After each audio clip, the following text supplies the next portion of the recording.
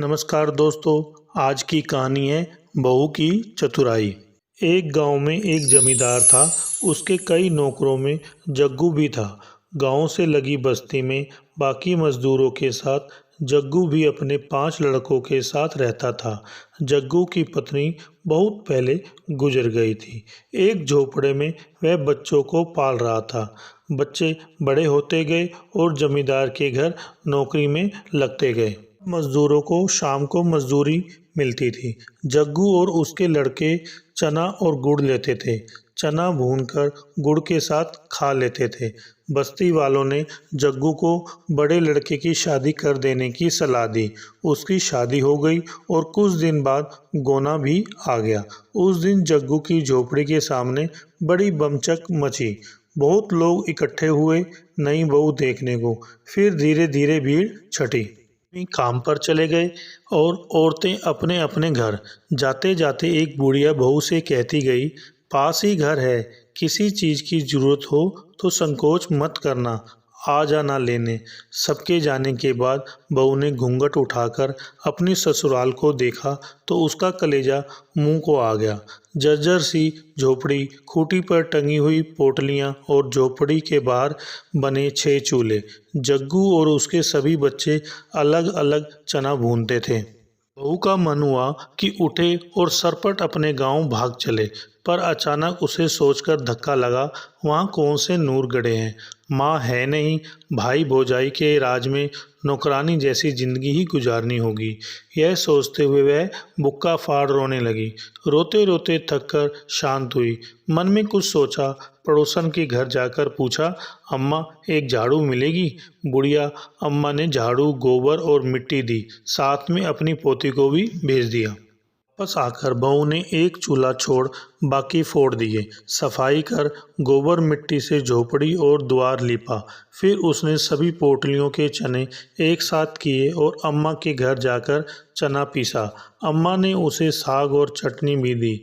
वापस आकर बहू ने चने के आटे की रोटियां बनाई और इंतजार करने लगी।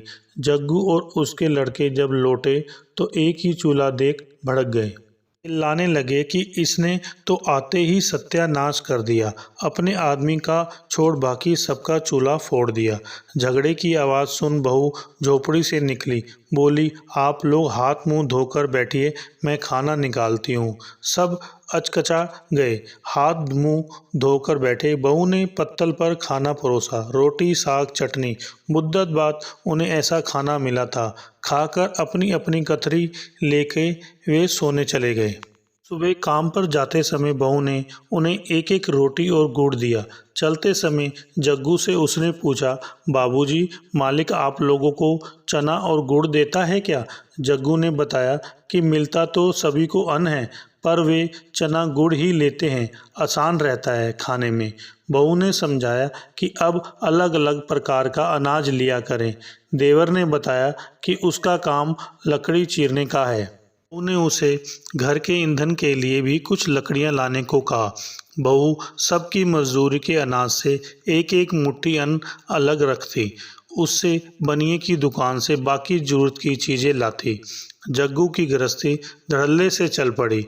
एक दिन सभी भाइयों और बाप ने तालाब की मिट्टी से झोपड़ी के आगे बाड़ बनाया।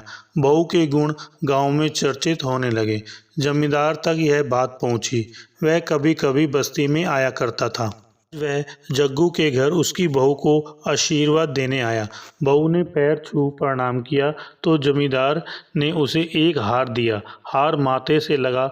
बहू ने कहा कि मालिक यह हमारे किस काम आएगा? इससे अच्छा होता कि मालिक हमें 4 लाठी जमीन दिया होते। झोपड़ी के दाएं बाएं तो एक कोठरी बन जाती। बहू की चतुराई पर जमींदार हंस पड़ा, बोला, ठीक, जमीन तो जग्गू को मिलेगी ही, हार तो तुम्हारा हुआ। यह कहानी हमें सीख देती है, औरत चाहे तो घर को स्वर्ग बना दे, चाहे नर्क। मुझे लगता है कि देश, समाज और घर को औरत ही गढ़ती है। हेलो दोस्तों, अगर आपको हमारी ये वीडियो अच्छी लगी हो तो लाइक करें, शेयर करें और कमेंट्स करके बताएं कि हमारी ये वीडियो आपको कैसी लगी। साथ में चैनल को सब्सक्राइब करके बेल आइकन जरूर दबाएं।